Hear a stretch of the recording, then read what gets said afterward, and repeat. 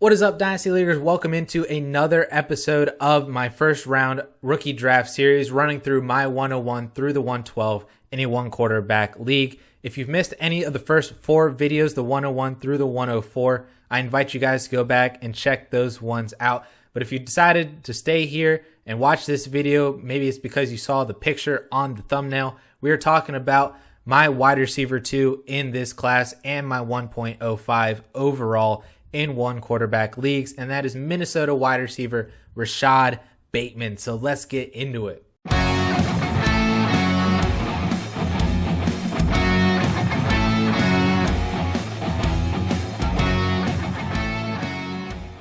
So Rashod Bateman is the current 1.07 in February DLF one quarterback ADP, and he has actually a pretty wide range of picks and outcomes of where he's sliding into, anywhere from the 1.04 all the way down to the 110, behind even guys like Kyle Pitts, Javonte Williams, other wide receivers like Rondale Moore, Jalen Waddle. It's a very wide range, especially after you get outside of that top tier of the top two wide receivers and the top two running backs, even though, in my opinion, Rashod Bateman is the wide receiver 2 in this class, ahead of Devonta Smith and only behind Jamar Chase. So in order for me to back up that claim and back up specifically having Rashod Bateman over Devonta Smith, we'll start by looking at his college stats and his college production. So his freshman year, 2018, was actually a very solid freshman season for a wide receiver. 51 receptions, 704 yards, and 6 touchdowns. And that was playing as the wide receiver 2 behind Tyler Johnson, who had 78 receptions, 1,169 yards, and 12 touchdowns in that 2018 season when Johnson was a junior and Rashod Bateman being a freshman in that year. So it was overall a very solid year, but to probably much of Tyler Johnson's future prospects and maybe Rashod Bateman as well, Tyler Johnson did decide to stay for his senior season in the 2019 year. So when you look at the 2019 season, this was Rashod Bateman's sophomore year. 60 receptions, 1,219 yards, and 11 touchdowns for Rashod Bateman. And that was while playing with Tyler Johnson, like I said, 86 receptions, 1,318 yards, and 13 touchdowns. So you can almost see it's kind of a very similar parallel to the same 2019 season that the LSU Tigers had, where we saw Justin Jefferson being similar to Tyler Johnson, having a higher reception total, lower yards per reception. The touchdown output was still very high. And then you had the Jamar Chase / Rashod Bateman player, who were lower in reception totals than their wide receiver teammate, had a much better yards per reception efficiency numbers, even on lower reception totals, and were still pacing and matching in the touchdown department. So you can already see that there were a lot of similarities between Jamar Chase and Rashod Bateman, at least in terms of their first two seasons, specifically their 2019 sophomore years.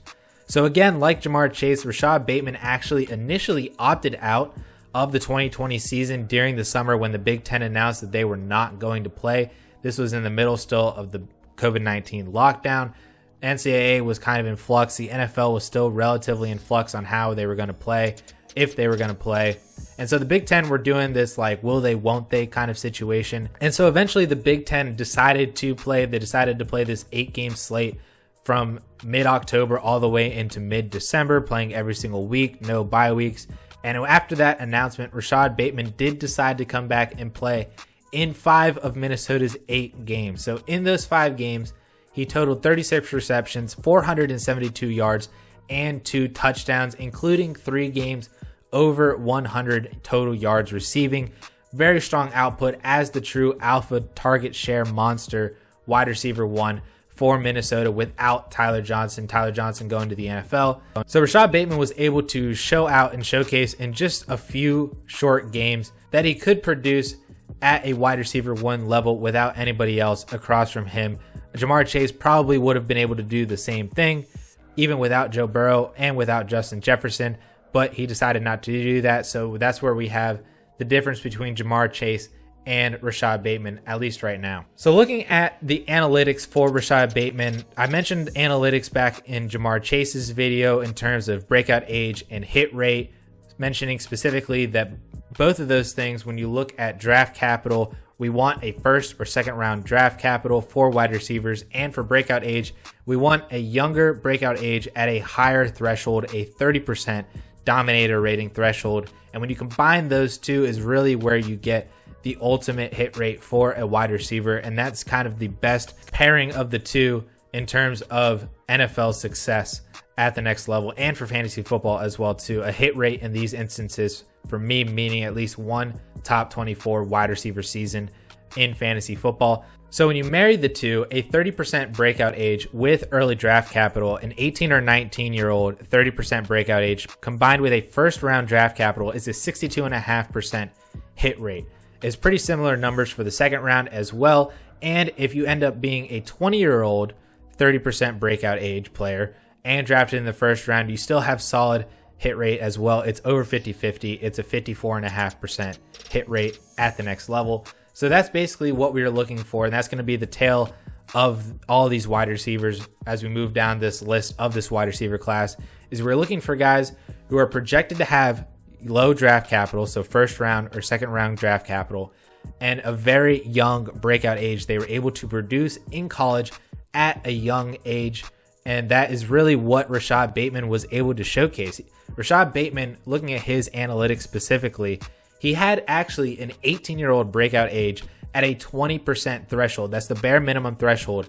But that 20% threshold at an 18-year-old age, Bateman is actually one of only 4 other Power 5 wide receivers in this class to have that same 18-year-old young breakout age, including Rondale Moore, Amon-Ra St. Brown, and some guy named McLean Mannix. Rashod Bateman is already in an elite class. Rondale Moore will get more in depth in his video, spoiler alert, moving forward in the next couple of these videos, because we have more to talk about with Rondale Moore's 18-year-old season.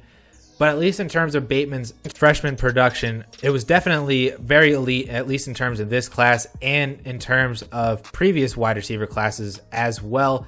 That 18-year-old freshman season, 51 receptions, 704 yards, and 6 touchdowns. It's really not something that has been done a whole lot. And when he's able to come in as an 18-year-old and showcase what he can do against other guys who've been in college for 2, 3, maybe even 4 years, they're 2 or 3 years younger than him, and he's able to put up that kind of numbers, yes, even across from Tyler Johnson.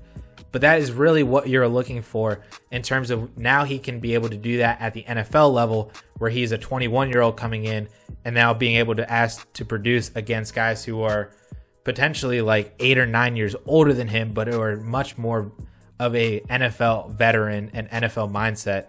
And so that early success that we saw in college could definitely be translated into early success at the NFL level. Additionally, Rashod Bateman also has a 19-year-old breakout age at that 30% threshold. So that is also really solid. That is the same as Jamar Chase. So when you pair that 19-year-old breakout age with projected draft capital of being a first-round pick, that would be a 62.5% hit rate, the same as Jamar Chase. And additionally, as I mentioned, he is a 21-year-old wide receiver coming into the NFL. So that hit rate for 21-year-old early declared wide receivers drafted in the first round with a 19-year-old or younger breakout age, that hit rate rises to 68% in the NFL, which is amazing. That's definitely what you want to see. And that is why Rashod Bateman is my wide receiver 2 in this class, because he mirrors a lot of what Jamar Chase was also able to do, just at a lower production clip, and doesn't have the name of being a LSU SEC type of wide receiver playing against those SEC cornerbacks. He's got the Big Ten, which is almost just as good, just not right there. And I don't think he's as talented as Jamar Chase. I think Jamar Chase is definitely a very talented, elite, stud, rookie wide receiver in this class. And Bateman is just like a hair right behind him in everything that Jamar Chase has been able to do, which is why he's my wide receiver 2 and why I still really like Rashod Bateman. Bateman also comes in with a 33.7% career dominator rating, which is actually 2% higher than Jamar Chase. That 2% is pretty negligible, but it's there if you guys want to use it. So for the wide receivers, I didn't really get too much in depth with more analytics in the Jamar Chase video. I really wanted to showcase breakout age and draft capital and the importance of both in the Jamar Chase video. I felt like that was pretty heavy on the analytics side, but there are more analytics and more things that Rashod Bateman really checks off on the box score. When you look at stuff like yards per team pass attempt, Rashod Bateman is 4th in this class in terms of yards per team pass attempt, with his best yards per team pass attempt being 3.79 yards per team pass attempt. And if you don't know what that stat is, yards per team pass attempt is literally what it sounds like. So you take how many receiving yards a player has, divide that by the number of pass attempts, total pass attempts that his college team had in a season, and that is his yards per team pass attempt. And really, I'm also looking for first year yards per team pass attempt being over 1. That just showcases that, that you at least did something in your freshman season. A lot of wide receivers, they come in and they don't really do much in their first year. This is also not including guys who got hurt or maybe redshirted. But if you're playing in your first year at college and you don't have at least a 1 yards per team pass attempt, that is, if your team threw 300 times, you need to have at least 300 receiving yards in your first year to be able to get to a 1 yards per team pass attempt. Rashod Bateman absolutely hit that. He actually smashed that with a 2 yards per team pass attempt. And then there are a bunch of other markers that I'm looking for at the wide receiver position for rookies, including things like a 21-year-old age coming into the NFL, which Rashod Bateman hits, as does Jamar Chase. BMI, I'm looking for at least 26. Bateman is going to have that. He's currently sitting at 6'2", 210 pounds, at least according to sportsreference.com. And so basically across the board, Rashod Bateman checks every single box that Jamar Chase also does. Just like I said, just not as much as Chase does. And so that is, again, why he is my wide receiver 2. I'm not talking a whole much about markers as I did for the running back position, just because I haven't really found good markers, I think, that really fit and showcase that wide receivers are studs in an analytics lens. There are markers that and I have a beta one right now, and guys like Justin Jefferson are at the top of the list, Odell Beckham Jr., Calvin Johnson. It definitely works to have markers like this. DJ Moore, Juju, Amari, A-Rob, Mike Evans, Devontae Adams, DeAndre Hopkins, Robert Woods, Dez Bryant.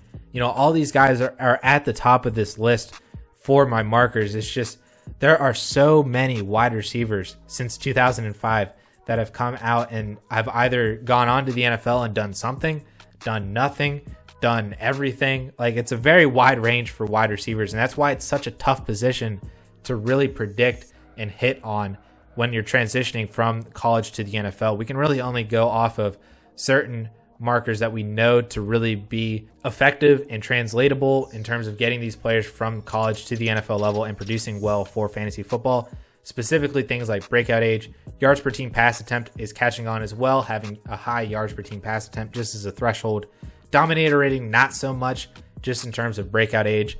And then obviously, first or second round draft capital is really what we are looking for. So Rashod Bateman checks off all those boxes that you want to see analytically. He's on his way to also join the top tier with Justin Jefferson, DJ Moore, Juju, A-Rob, Amari, Mike Evans, Devontae Adams. He's on his way analytically to join that class, as was Jamar Chase, which is why I've said for like the nth time that they are my wide receiver 1 and wide receiver 2 in this class. So finally, we could look at teams where he could land and be an effective fantasy viable wide receiver, especially off the rip in his rookie year and the early first 2-3 years in the NFL. And really my toughest and biggest struggle with these landing spots is not finding teams that he could fit well with for landing spot, but just really gauging where in the draft he might actually go. There are a lot of mock drafts that kind of peg him as a teens in the first round guy, a 20s in the first round guy. I've seen some where he is in the second round. It's really hard to nail down what the NFL actually thinks about him at this point and where he could be taken. Although I do expect him to be a first round player, just like there were last year. There were 5 wide receivers in the first round. I believe Rashod Bateman is a top 5 wide receiver in this class, so I expect him to go in the first round in the 2021 NFL class, even though he might not be as high as Jamar Chase or even as high potentially as Devonta Smith or Jalen Waddle, who are more explosive. They showcased more in their final season. Stuff like that is in favor for those guys.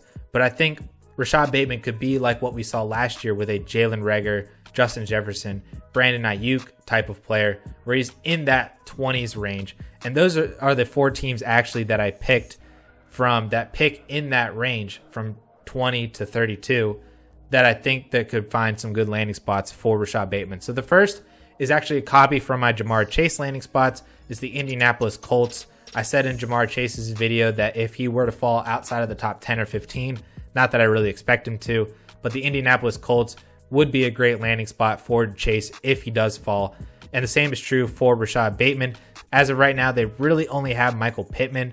And if they do re-sign T.Y. Hilton, or maybe they don't re-sign T.Y. Hilton, Rashod Bateman could come in and be an outside receiver across from Michael Pittman and even T.Y. Hilton. They could have all 3 of them out on the field at the same time. Or without T.Y. Hilton, Bateman could still come in and command a very decent target share in year 1 with Carson Wentz, who likes to air it out. He likes to accumulate air yards. He's not afraid to throw it into tight windows. He just kind of lets it rip. Really what we're looking for is a quarterback who is willing to trust and just air it out to these rookie wide receivers. So Rashod Bateman to the Colts at 121 would be a very favorable landing spot. Another team would be actually a divisional rival of the Indianapolis Colts, who pick one spot after them, and that is the Tennessee Titans. And before you say, well, they're a low volume passing offense, Derrick Henry is the offense, Ryan Tannehill is actually very, very, very efficient at throwing the ball, similar to like what Rashod Bateman would be leaving from Minnesota and just kind of joining the same situation in Tennessee. Yes, he only throws like 450, 500 times in a season because Derrick Henry's running the ball 350 times. But Tannehill is super efficient. He's been able to support A.J. Brown as a wide receiver 1 in each of the past 2 years.